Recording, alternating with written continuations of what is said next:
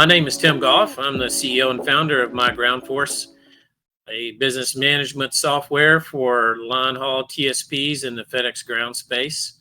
We leverage artificial intelligence to fully automate your line haul business. We get a lot of feedback from customers on a range of subjects, and it became apparent to me that we needed to share our expertise across a range of subjects to help some folks understand what's going on with the FedEx ground, or I should say FedEx transformation, the one FedEx approach. And it's going to, as I said in session one, this is a major effort. It's hard to even put into words how big this challenge is that FedEx has elected to go down the path to execute. They probably should have done it 10 years ago when the economy was better, but now they're doing it during a down economy, which is kind of a double whammy for those of us who are contractors. And so I thought it a good opportunity for us to talk about how to prosper during the FedEx transformation by starting with the basics, understanding what is the state of the network. That was session one.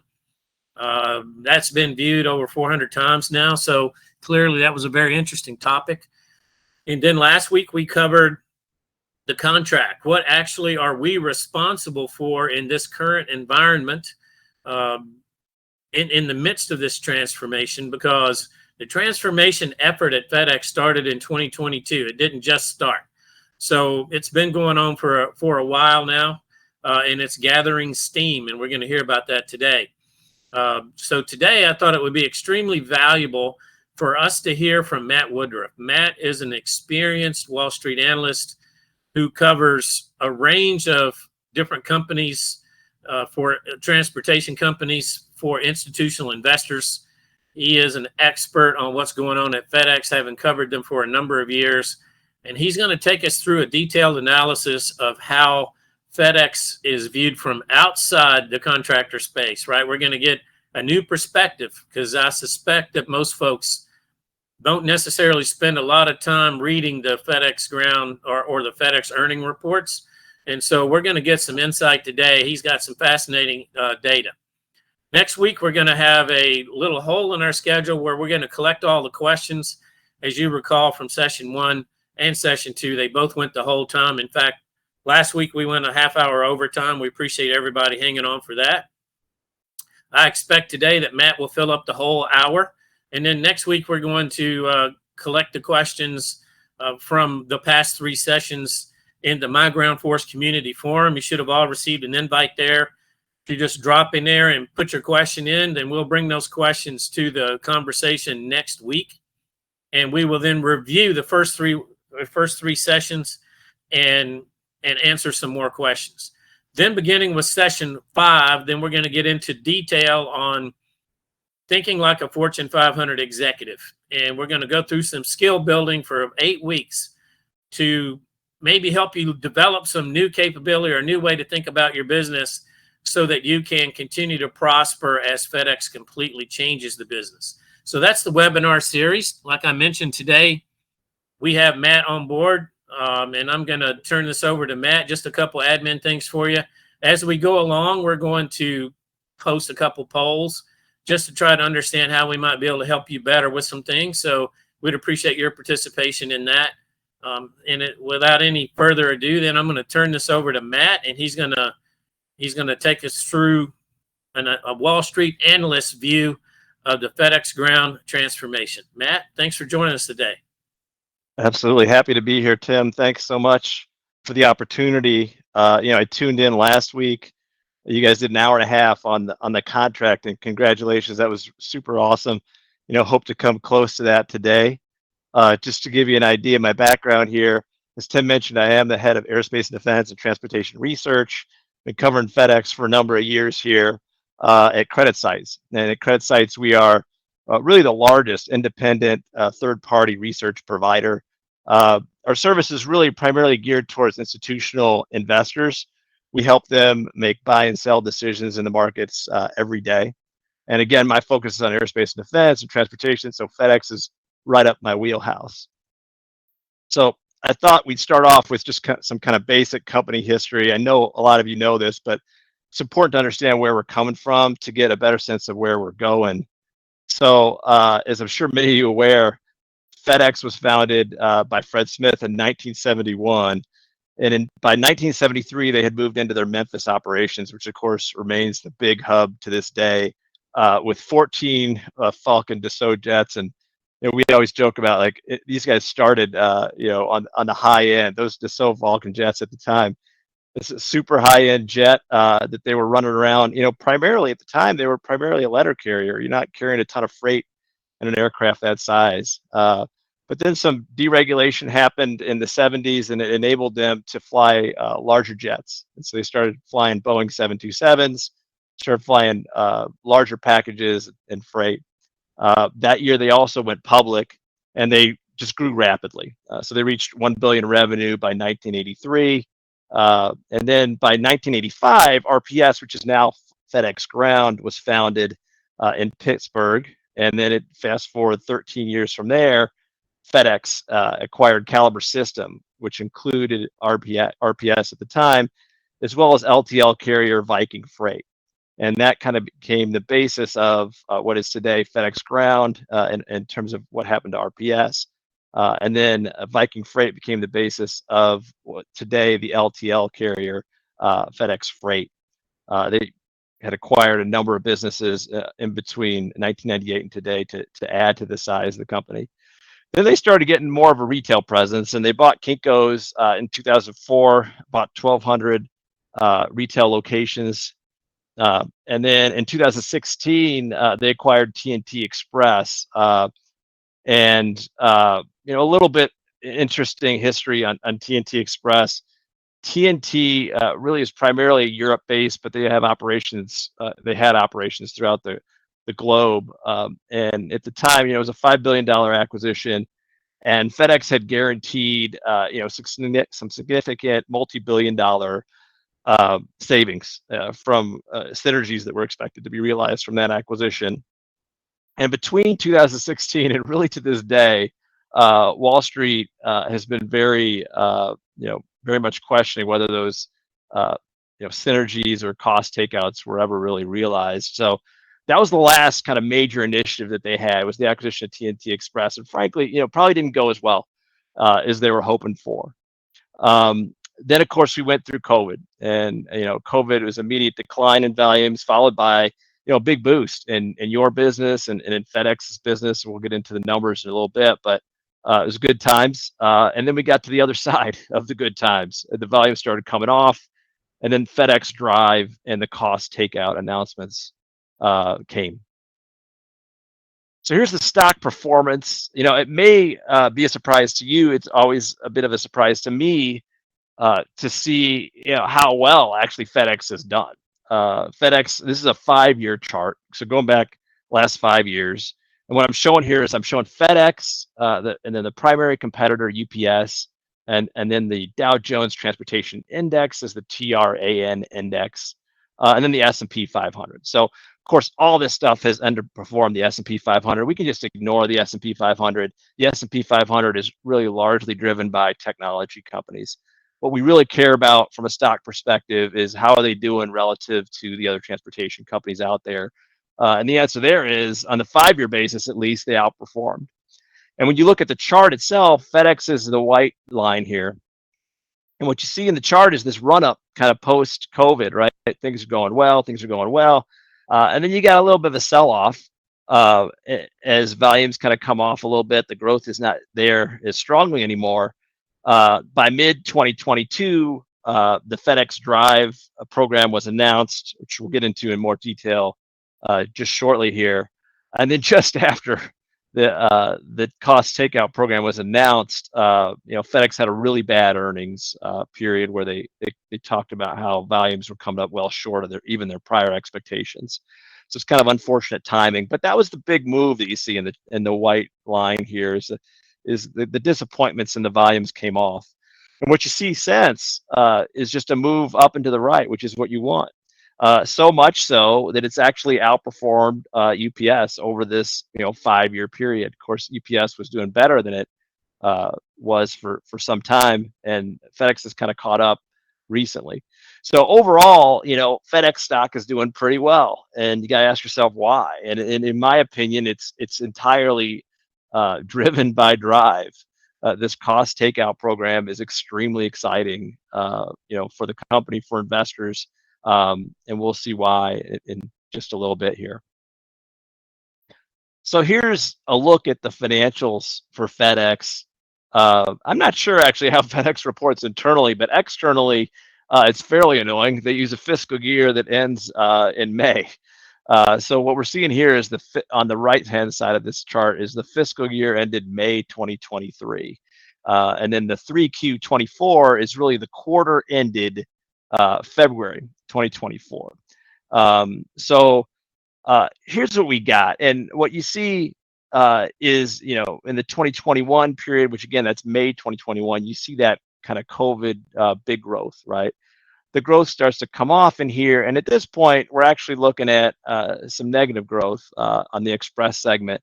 And Ground from a top line basis has been, pretty flat.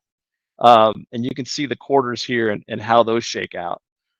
It may surprise some of you to take a look at the EBITDA line and you see how profitable these are. I don't know how profitable each of your line haul businesses are, but to me, 7% EBITDA margins, which is what they did in fiscal 2023 for Express, that's not very good.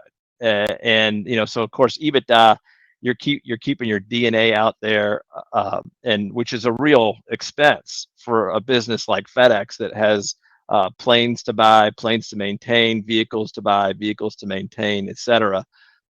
Facilities to maintain. When you take into that account, it's the profitability of Express is extremely low, if not negative. And so I think, most stock buyers out there would say that the economic value of this Express business today is actually negative because the margins are so darn low in this thing, and the capital intensity is high. So a lot of what's going on right now is trying to take out costs and trying specifically to improve this Express segment. Then we get to Ground. Ground's a better story, right? On this margin side, we did have a little bit of hiccup in fiscal 2022 where the margins weren't as good. I suspect some of you, probably your businesses, were doing a little bit better back then in fiscal 2022. But at that time, their expenses kind of got out of control on them. They got down to a 10.7% EBITDA margin. That bounced pretty significantly in the 2023 fiscal year. And if you look at the quarters here in 2024, much higher EBITDA margins. So they're doing better. Nice, solid profitability from a Ground perspective. And in fact, they do half their EBITDA in the Ground business. Then we got Freight. So Freight, of course, is the LTL business, and LTL is extremely profitable. LTL has always been a profitable business, and it has been for FedEx as well. Unfortunately for FedEx, they're not quite doing as well as some of their competitors out there. Some of you may be aware there's some pretty high profile, bankruptcies that have happened lately, including Yellow. So that took a lot of capacity out of the system, a lot of the competitors, competitive capacity out of the system. It appears so far FedEx Freight really hasn't captured a lot of that. So maybe not as good as it could have been, but nevertheless, pretty darn good. So, what we see from this chart really is that Express is not doing well, not doing well at all. Ground is doing pretty darn good. And then Freight is doing good, could be doing even better. Taking a look here at kind of the biggest competitors out there to FedEx, which of course is UPS, number one, but then also Amazon. And so I like these two pie charts here. What they show you on the top side here is parcel market share by volume. Fortunately, the most recent look we've got on this is from 2022. So this is 2022. Amazon at that time had a 22.6% share of parcel movements, and this is just in the United States. And then you take a look at down here is the revenue, and you look at what the revenue that they've realized on that is significantly lower. Now, this is not for Amazon totally inclusive of their business. So there's a few things they do for their third-party sellers, right? One of them is actually doing that last mile delivery. But the other thing they do is they sit inventory in these warehouses. And that business for Amazon is extremely profitable, and it's really not captured on this revenue side. It's extremely pricey to sit inventory in an Amazon warehouse. And if they included that, this pie would grow significantly for Amazon Logistics. But the way the service is priced today, you'd arguably Amazon Logistics is underpricing their service. And then also on the U.S. Postal Service side, of course, famously unprofitable on the U.S. Postal Service side, also either underpricing their service or perhaps costs have gotten away from them as well. Being a government entity, though, the story is a little bit different in terms of cost takeout and what they can really do.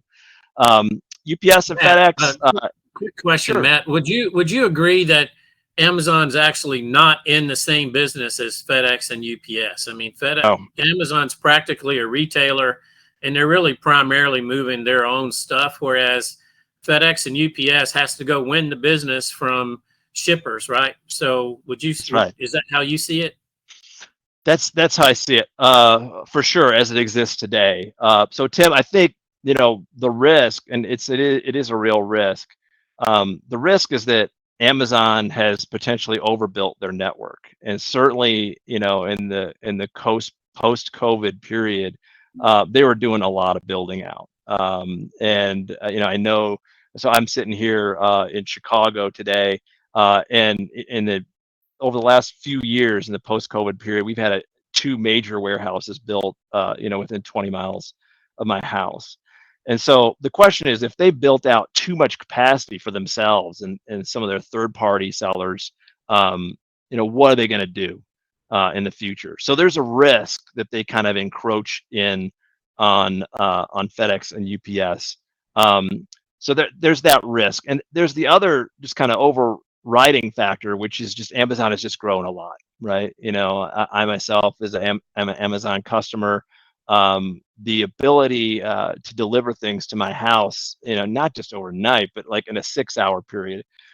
In some cases, it can be that fast if the inventory is sitting close nearby, is unparalleled. And as a consumer, I very much enjoy that.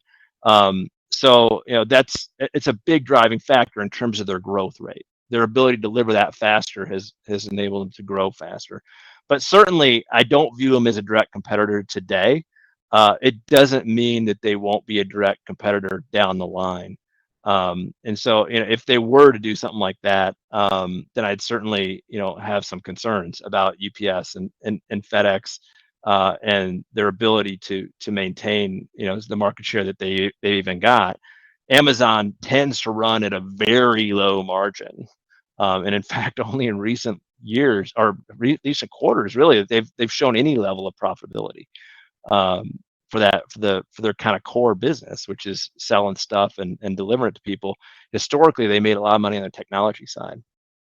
So I don't view them as a direct competitor today, but Tim, I think they could be, in the future, and it's worth keeping an eye on it. And I think, the way they might end up getting into it is they just find themselves having it overbuilt, and they need to find a way to use that capacity. So they put it out there.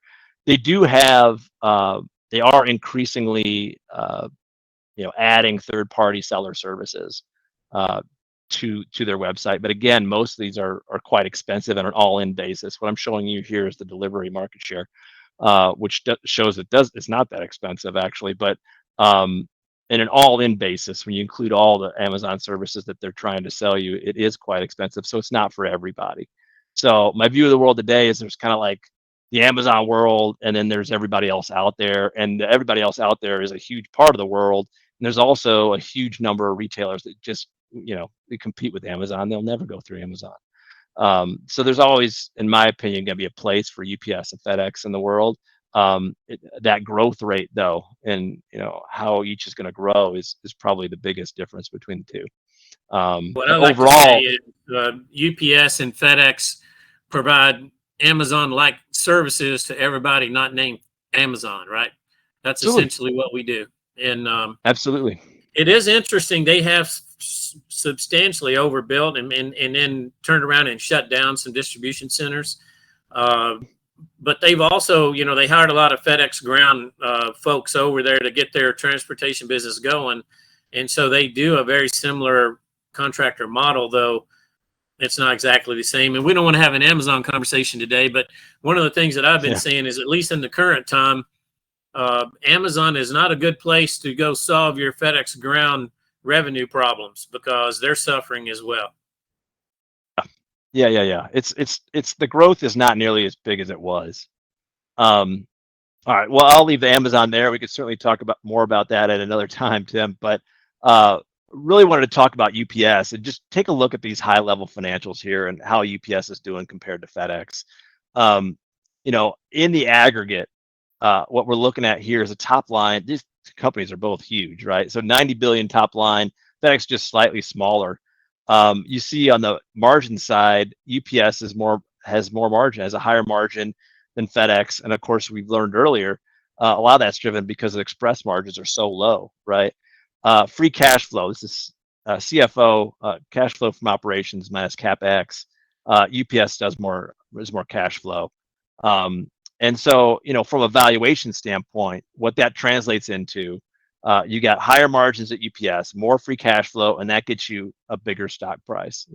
Almost so it's 10.7 times enterprise value is how the market values UPS today. The market in the aggregate values FedEx at 8.2 times. So much lower, again, driven by margins and free cash flow. So what can FedEx do to bridge that gap? Get the margins up. And, as you've already mentioned, Tim, the volume situation is not ideal right now. So it's not likely to come from volumes, and the pricing situation, not ideal either. So if it's not pricing and volumes, what's the only lever you can pull back to drive? It's got to be a cost takeout side. That's how we can get those margins higher, and potentially improve our stock price here. So that leads me to the Drive program, and we'll go through the different components here. But overall, Drive is looking at $4 billion in cost savings by fiscal 25. So again, that's May 2025. So 1.8 billion expected to completed by fiscal 24, May 24. That's coming up here pretty soon, and they have said that they're on track for that. And an additional 2.2 billion over the next year. And they're saying 2 billion to implement this. So a few things, 4 billion, going back quickly to the previous slide, if we add 4 billion to the FedEx 10 billion that they're doing, all of a sudden we got higher margins than UPS, and that should have a giant impact on the equity value here, right? So 4 billion is a huge number. So they absolutely would like to hit this. The cost to implement, a little questionable, in my mind, and in probably most people's minds. 2 billion is what they think it's going to cost. Just to give you an idea, typically when a company comes out and say they're going to save X number of dollars, it costs exactly that number of dollars to save that in year one or year two or whatever it is. And then you have that same number on a recurring basis. So save $1, it'll cost you $1 up front to save that $1. And that first year, you kind of break even on it. And then every year after that, you're kind of saving $1. That's generally how it works. So they're saying it's going to cost them 50 cents. That's really low. That kind of indicates, a lot of low hanging fruit, and or there's a lot of, compensation that's probably not going to go on, that would typically go on. To save that kind of money is unusual. And then, just kind of looking at the different components here. Of course, what you guys care about is this ground line haul operations. 450 million is what they're looking for at a ground. 1.2 billion out of the combined service networks of ground and express. So 1.2 billion overall. Over on the air network side, they're going to save 1.3 billion, they believe, and then the rest is going to come from G&A functions. One of the things that they're talking about from Drive is using rail more often. So this is intermodal stuff, and the number that they've given is they expect to use rail 8 to 15% more. So they're going to use rail a little more often. Rail, of course, is a little bit slower, so it's going to only be for certain products that they would use that for, but they think they're going to use it more. And then, a really telling thing, I think, telling part of this is the One FedEx, which is really a legal entity consolidation, which I'm sure will affect all your contracts. I think Alex had mentioned last week that you all will be getting new contracts as a result of this. And really, what One FedEx is it's consolidating nearly all of the legal entities outside of FedEx Freight. So FedEx Express, FedEx Ground Package System, FedEx Corporate Services, the old Kinko's entity, et cetera, are all coming into Federal Express Corporation as one combined legal entity. So that's one group of businesses will all be coming under Federal Express Corporation. Then we got the other group, and the other group is FedEx Freight. So I think it's really telling that they're consolidating all these entities into one, and they're leaving FedEx Freight out on the side. And we'll get into why that might be in a bit. This legal entity consolidation is going to be done soon. It's going to be done by June 2024. Matt, before we jump off this slide, if we could just go back for a second. Notice that the details on Drive show a $450 million cost savings on the ground line haul side. Okay, and so there's been a lot of talk out there of this express integration is going to generate more opportunities for line haul contractors. And it's been my position that at best, the solution, the result, the final outcome will be flat. And there might be some local growth, but it's primarily going to be flat to down.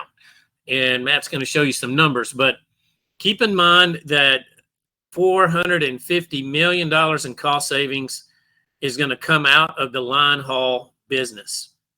And, this is essentially an annual savings. They're going to expect to achieve a $450 million annual savings out of the existing FedEx ground line haul business.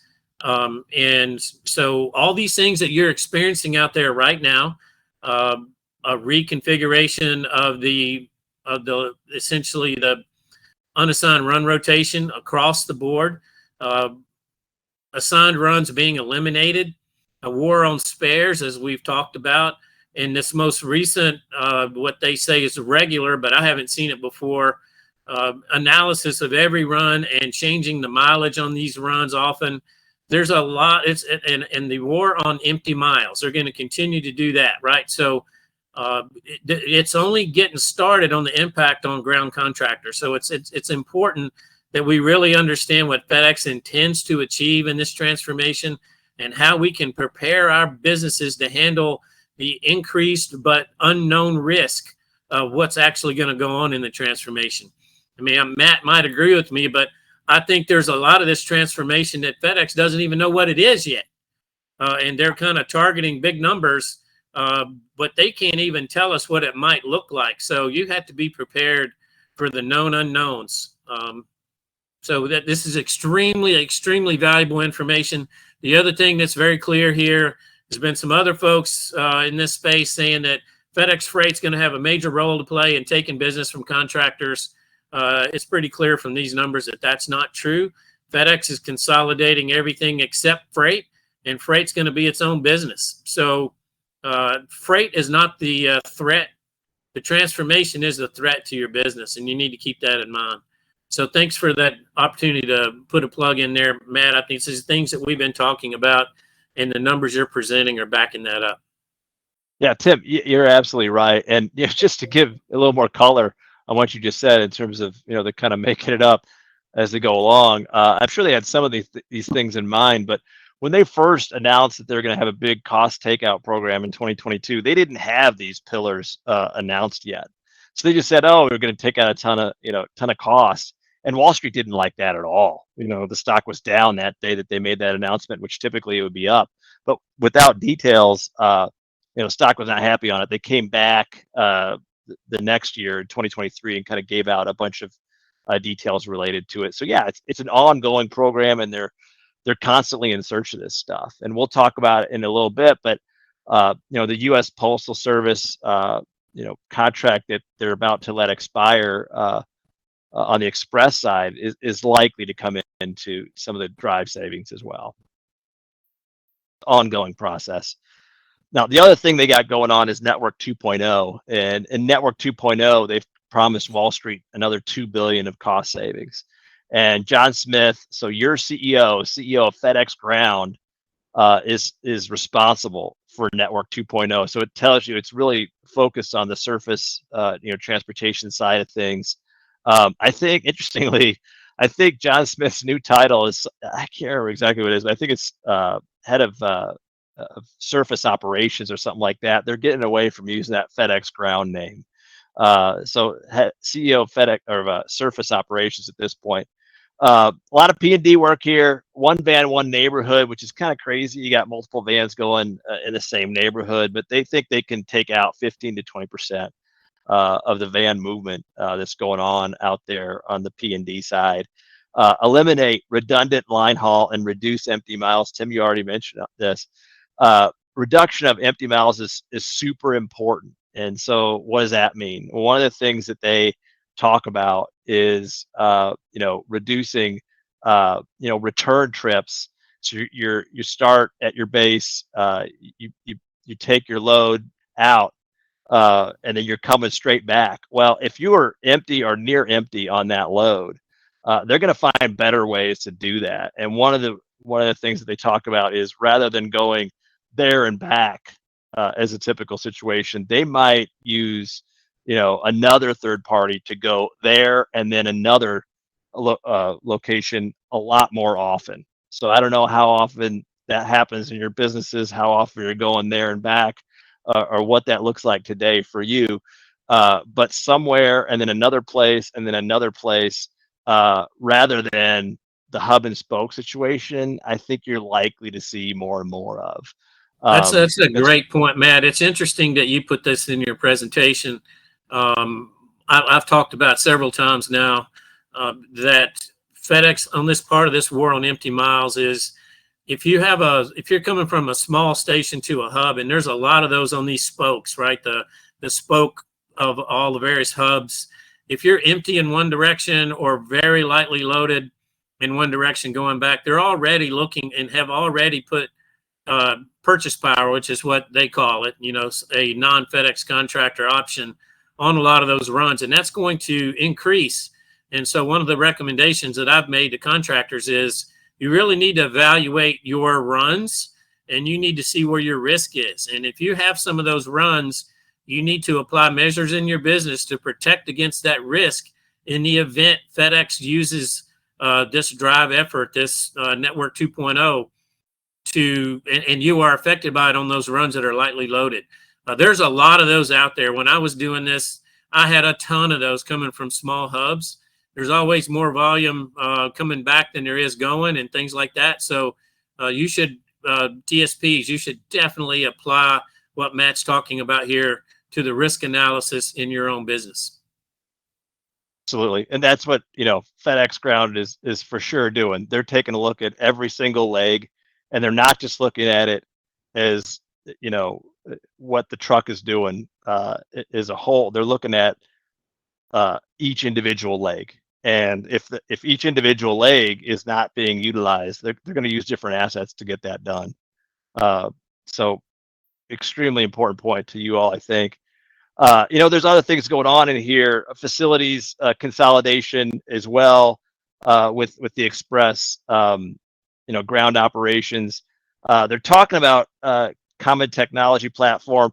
To be honest, FedEx is not really known as having particularly good systems, and I'm sure you all could speak to that a lot better than I could. But there is a perception on Wall Street that FedEx has been underinvested in terms of technology.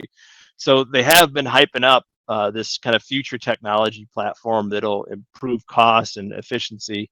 We'll have to see what that looks like. Matt, that's a great point. So when they talk about $2 billion cost to implement this transformation, how much of that is going to be related to the technology platform, and who's building that for them? Or is it just going to be a modification or a kludge of existing platforms? I don't have the detail. I don't really know. I know that they use third-party technology developers quite a bit. It's a significant part of what they do on the technology spend side, but yeah, I really don't know what they've got up their sleeve in terms of the technology platform and where that's going. Only that it clearly needs a lot of updating. It definitely needs a RPS was lot of update and needs a lot of update. And this is a very, very, very hard thing to do. I mean, FedEx is so big. Um, this is a very hard thing to do. And the only reason I make mention of it is this is the primary interface that contractors have with FedEx is through the FedEx technology of all sorts. And look, this is going to hurt as they're going through this. Okay. Just plan for that. We see it in the Facebook pages all the time. You know, this is happening, that's happening. They didn't think it through. It's just so complicated that my theme has been our customers in a tumultuous state. And when they're in a tumultuous state, we're going to be tumultuous to an exponent. And the primary impetus of this is going to be what they do with their technology. That is going to be a source of great tumult amongst contractors. So you just need to prepare in your minds to find a way to deal with that. It'll be worse for ISP contractors than it is for TSPs. right. So we talked about FedEx kind of making this stuff as they go along. We got a new thing. In December they started talking about FedEx Tricolor, and Tricolor is really just another part of Drive, but FedEx loves their named initiatives, and Tricolor was kind of the most recent one. And this talks about 3 different fleets, over on the Express network.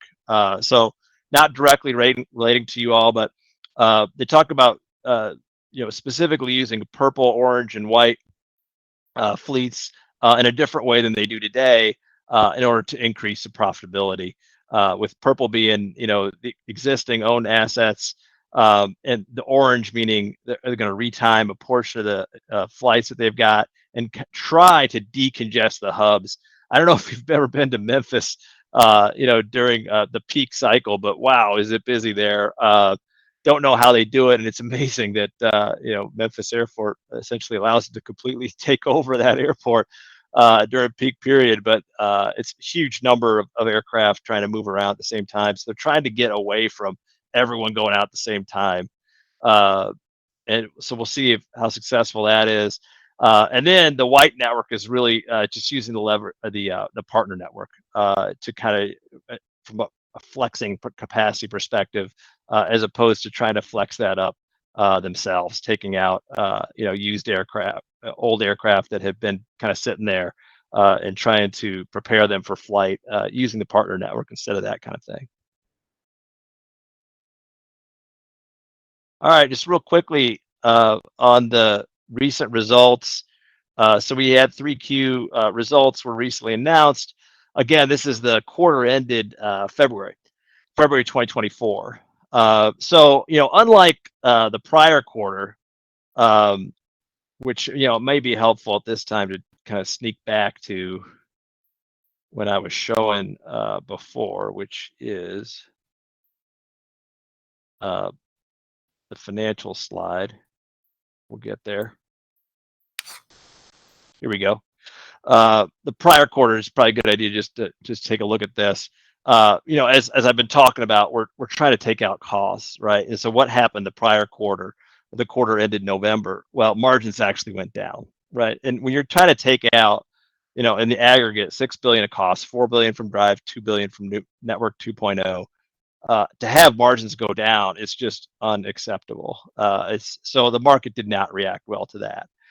What we had here in the most recent quarter is a stabilization of that. So the market reacted, much more favorably this quarter than the prior quarter, and really from a overall perspective, FedEx didn't move their outlook all that much. So typically, when you do have a beating of expectations, you get a pretty significant movement in the EPS guidance. We didn't really get that here. They moved it up, kind of slightly at the midpoint. From a ground perspective, you see the average daily package volume is kind of tracked out here. And what you see is really since the fourth quarter of 2022, we kind of been treading water, with fourth quarter 23 down somewhat, but kind of staying at the roughly same post-COVID level, since the fourth quarter of 2022. we were in a period of kind of significant price increases, earlier in this cycle. At this point, some slight increases, nothing too crazy though. And then, which is going to be increasingly important going forward, is taking a look at both the express and the ground volumes together. So although ground volumes were really flat year over year, total express and ground volumes were down, really driven by the express side. So a little bit of improvement on yield. You look at, this is something we always present to just kind of give people a sense of how did the company do compared to expectations, right? So there's analysts out there at Wall Street banks that try to forecast the company, and we're trying to take a look at here. Well, did they do better than the analysts expected, or worse than the analysts expected? And for most of the stuff is red, so most of it's worse, right? And the one thing though that did go better than expected was Express. And as I talked to you about, Express is the problem child. So anything doing better from Express, people are going to like. So from an operating income perspective, they did $233 million, which is still not that much, I'd argue, on a $10 billion top line. But it was way better than just the $100 million that Wall Street was expecting. So this was kind of the big deal. And as a result, you had a positive reaction that kind of flowed through the income statement to decent earnings per share. Not great free cash flow, but market tended to overlook that. On the other parts here, I mentioned earlier in the presentation, freight is not doing as well as it could have. And you see that here, 3.7% below Wall Street expectations on the top line, 13.3% on the operating income side.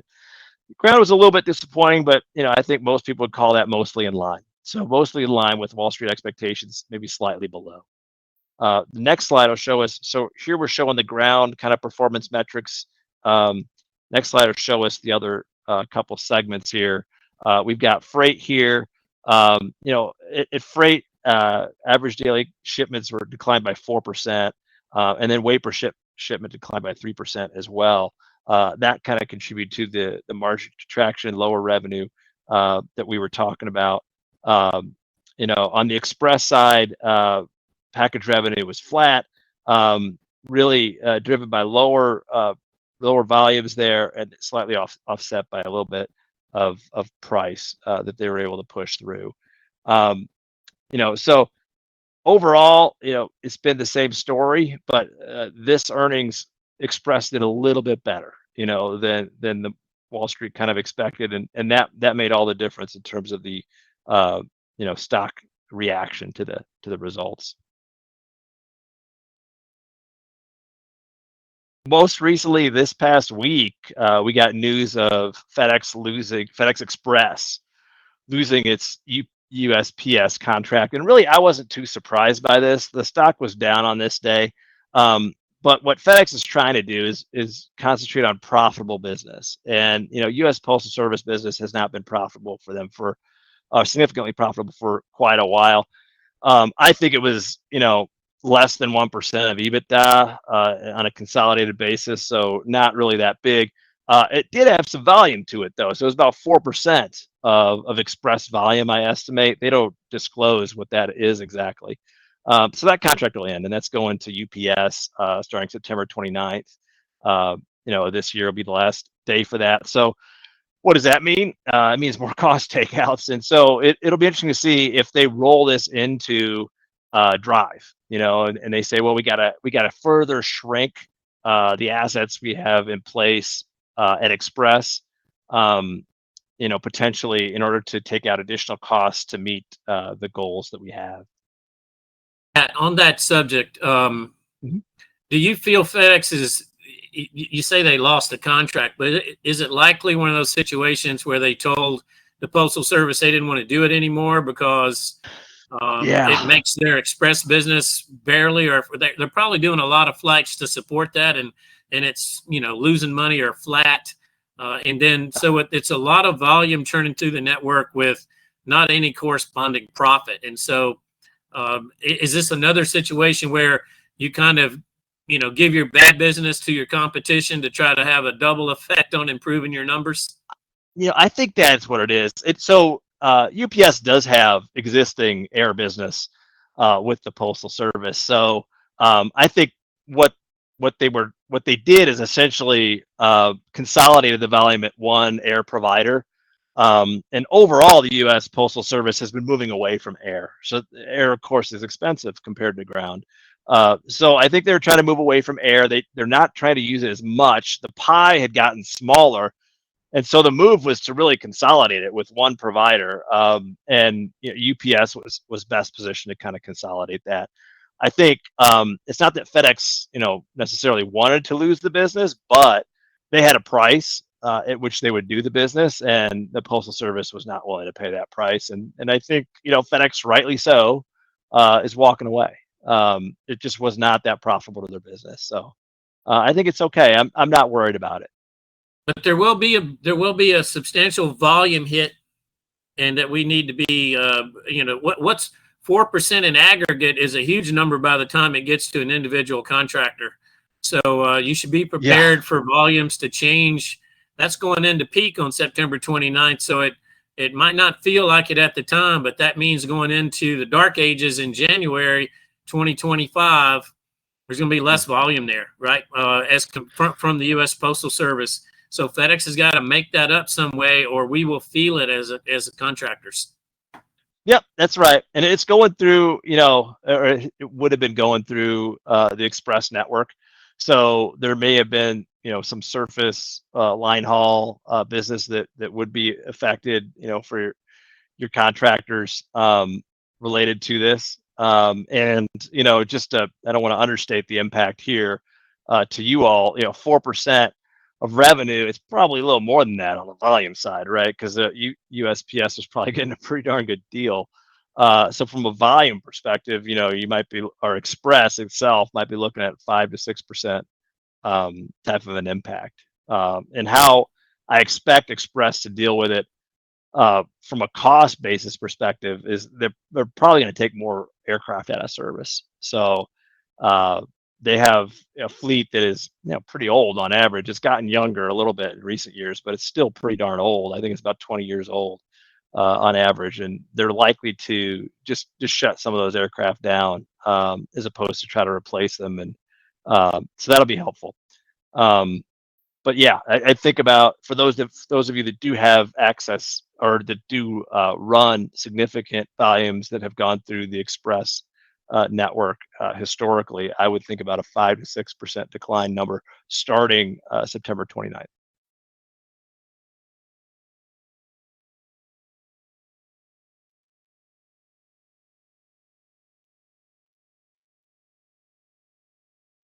All right. So what could be ahead to FedEx other than what we've talked about already? I talked about the legal entity consolidation. That's coming up real soon here. Wanted to talk about, we talked about how FedEx Freight is, from a legal entity perspective, is kind of on its own.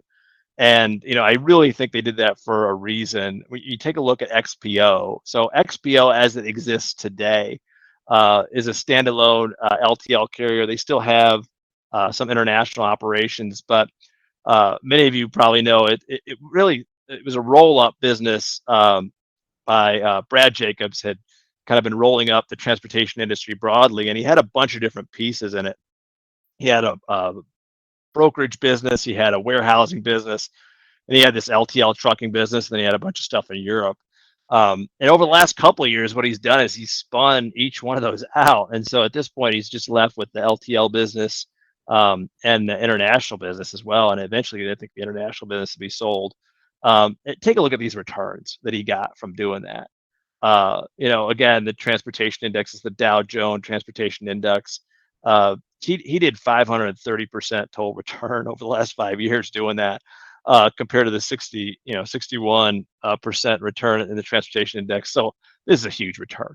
FedEx is looking at that, and I can't tell you for sure they're going to take that out or not. But this is the most recent example. This standalone LTL company in XPO has been able to increase its valuation dramatically. And going back to what the valuations looked at in earlier slides, again, FedEx is just not valued as highly as even UPS, much less some of these LTL businesses, which tend to be valued much higher than even UPS. So taking it out, could be a means for shareholders to realize significant value. And in fact, over a 4 or 5 year time frame, I'd be surprised if they don't at least publicly talk about this and explore it. Maybe they'll do it, maybe they won't do it. But this, I think, will become increasingly a topic of conversation as to whether they should do it or not. It, historically, FedEx has not been able to take out costs without spending money elsewhere. I think it goes back to the lack of investment we talked about earlier. They usually find a way to spend the savings that they've got. And so a big question mark in investors' minds is, of course, are these cost savings, $4 billion for Drive, $2 billion for Network 2.0, going to actually be sticky? Or are they going to spend, $4 billion of it? Are they going to spend $5 billion of it? Maybe they'll spend $7 billion of it.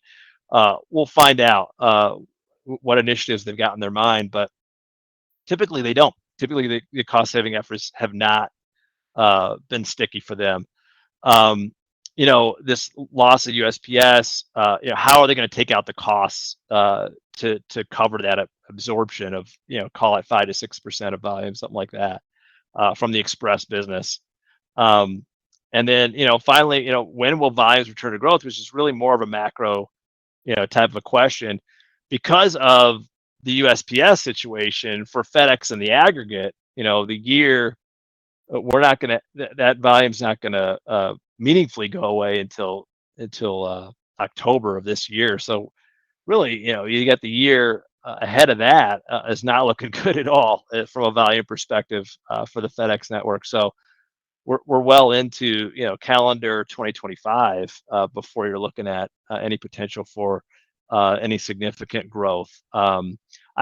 I am optimistic over the intermediate term that FedEx will be able to realize some modest growth, but I certainly don't view it as a giant volume improvement story.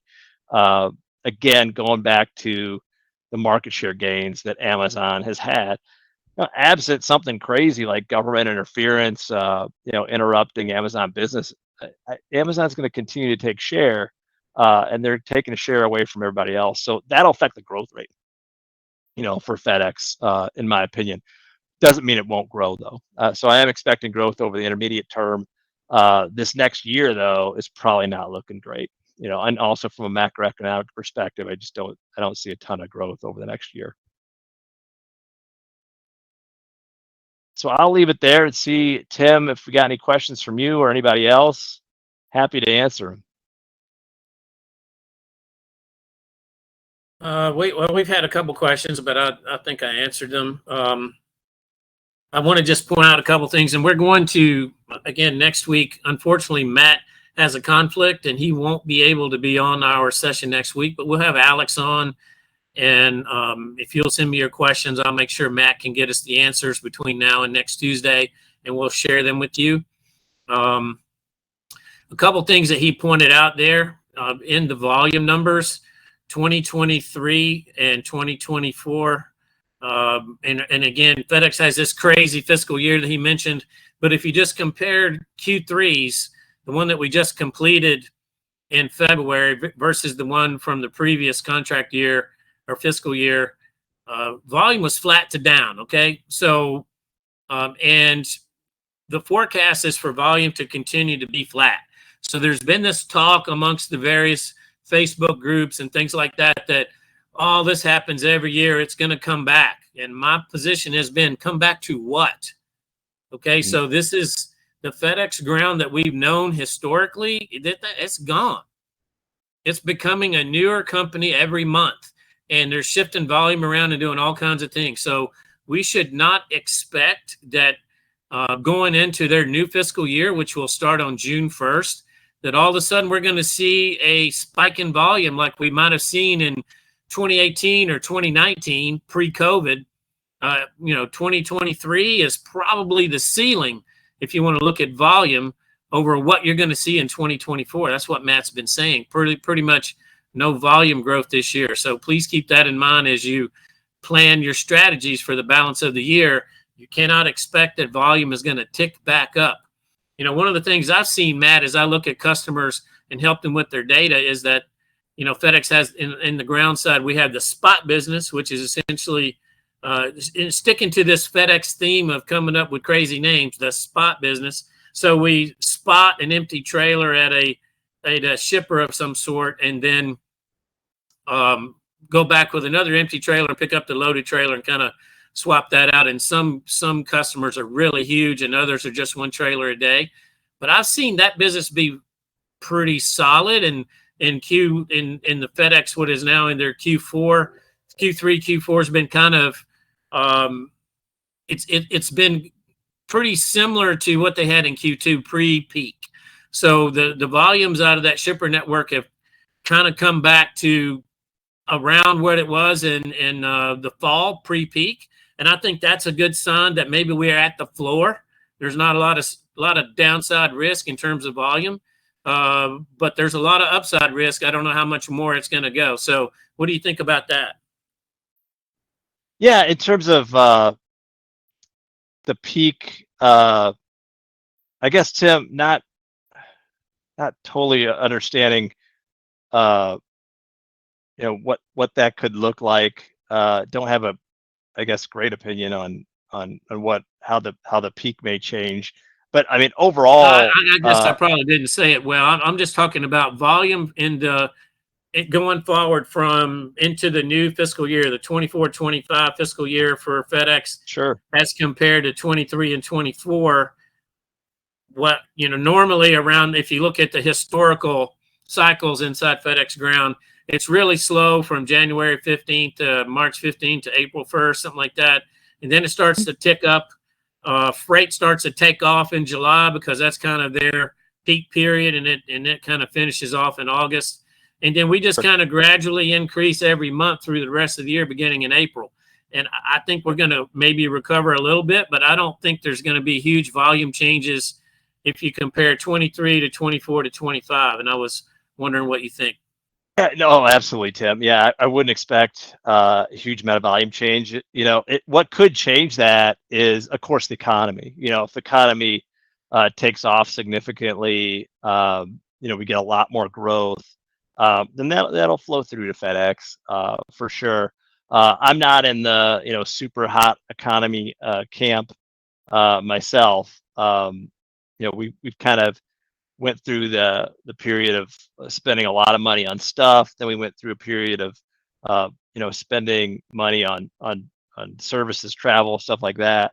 At this point, in my view, your average U.S. consumer is at the point of hunkering down and trying to spend less, if anything, and kind of deal with the inflation that they've been dealing with. So I'm not super bulled up on volumes. From a volume perspective, I will say, elsewhere within transportation, there's definitely been some normalization that's been going on. And one of the things that we've seen is some of the excess inventory that the retails had been carrying for really about 2 years, as there was that spending change that happened from kind of goods or stuff into services, and retailers were kind of stuck with a bunch of excess inventory, and it actually affected industrials as well to some extent. That has, for the most part, I believe, worked itself out. So we don't have the headwind as much anymore that we did have for a while in terms of the destocking impact, working through kind of higher levels of inventory that were out there. So that's certainly constructive, so the lack of that alone, could keep volumes flat to modestly up, but I wouldn't expect anything more than that. I wouldn't expect a super big bull market in volumes. And again, for those of you exposed to moving some of that USPS stuff, obviously it's going to be a meaningful impact in the back half of this calendar year. I know, Matt, and going into COVID, of course, transportation was really pressured to scale to the need, and so there was a lot of growth in the transportation industry. And we'll talk specifically about trucking. Everybody and his brother thought they could run a trucking company, and there was lots of them started up. And now that I like to say the snake swallowed the pig, right? And the pig is completely out of the snake at this point. So what I see is a depression in the trucking industry out there right now is as truckers go out of business, small companies that don't have, there's just not enough volume to service all that scale that was added during COVID. So what's your prospects of that? And then we saw Yellow Freight go out of business. And anyway, there's been a lot of changes out there. What's your thoughts about that? Well, it's a process. To your point, it takes time, for supply to come out of the system, and then for demand to come back to kind of absorb that. My own view is we're 2 years into it, which historically that'd be a lot, right? You'd be like, okay, it's been 2 years of kind of volume declines. At this point, we got to get in something, right? But the question is, where is the something going to come from? It's not clear to me. Overall, obviously, in the trucking world is not doing well, and certainly, your full truckload truckers, it's not good times for them yet, and they don't have pricing power. There is an excess of supply, excess of capacity out there that still exists today. So it's not going to be good times for them a while. There are certainly areas that are doing better, and one of them is LTL. Now, FedEx's LTL business is not doing all that great, but some of the other businesses out there are holding in remarkably well. Of course, LTL is much more consolidated, right? There's much fewer players that can actually play in that space, do it well, and can provide good service and good pricing to their customers. But that's one area that is doing relatively better, and certainly relatively unscathed. But from a full truckload type of a trucking business, it's not great times. It hasn't been great times for the last couple of years, and I don't think it'll be all that much better this year either. Yeah, I see that pressure in the general trucking market as a competitive risk for line haul contractors. I mean, there are some of these legs where it will be cheaper for FedEx to source purchase than it would be to pay a contractor, particularly to pay a contractor to run lightly loaded in one direction. So the broader market presents risk for us in terms of competition that we haven't seen in the past. And it also enables FedEx to shrink the size of the FedEx ground line haul network. What do you think about, we have 17,000 trucks in this network as of October 2023 in the Orlando Summit. If you were a betting man, do you think that the 2025 fiscal year we will see the same number of trucks in that network, or will ground shrink the size of the contractor network? It's got to come down. There's no question. It's got to come down. And to your point, there's the contractors, business you used to be in, the business you now service. Of course, all those on the call today. But then there's a whole nother group of folks that could potentially, rather than doing regular runs, do one-way runs on a spot basis. And to your point, it's pretty cheap. It's pretty cheap to use those folks right now. So why wouldn't they? So yeah, the trucks have got to come down. I would say overall usage of the contractor existing network, is likely to come down. Well, Matt, we've got a few questions lined up for next week's session. I will get those over to you so we can get your expertise and share it with the team that attended this call today. We really appreciate you going through the effort and bringing all this detailed information to us. It's the kind of information we don't typically see as contractors, and this type of conversation is unique, and we appreciate you being willing to take your time to do this with us.